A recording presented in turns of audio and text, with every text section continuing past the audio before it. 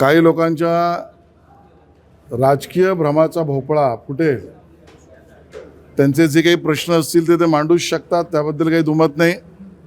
पण भ्रम पसरवण्याचा भोपळा लवकरच फुटेल असं मला वाटतं. पी.के. सिंग हे अकाउंटेबल मॅनेजर आहेत, त्यांना अटक का केली नाही असा आरोप रोहित पवारने केलेला आहे. भोपळ्यापासून तंबोरा बनतो म्हणून माझ्या डोक्यासमोर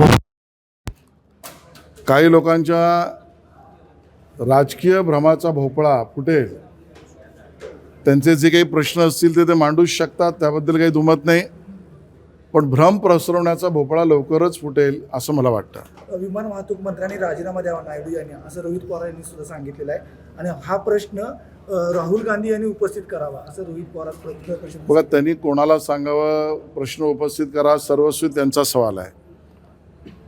त्यांनी मांडलेले प्रश्न हे किती कुठल्या पद्धतीने सोडवायचे त्याची लढाई त्यांच्याकडे आहे. पण बालिशपणे मंत्र्यांचा राजीनामा मागणं, याला मी फक्त बालिशपणाच असं म्हणेन. त्याचा दुसरा असाही आरोप आहे की विमान आदळवलं गेलं आणि ब्लॅक बॉक्स जळतो कसा. बघा, हे सगळे जे काही चौकशीत समोर येईल. टिपूच्या नावाने भाजप टिपऱ्या खेळत आहे असं संजय राऊतांचा आरोप आहे. की संजय राऊत हे महाराष्ट्राच्या राजकारणात भांडूपच्या गल्लीत गोट्या खेळायचं काम करतात. आणि त्या गोट्या खेळण्यामध्ये त्यांची एक वीज पूर्ण फाटलेली असते.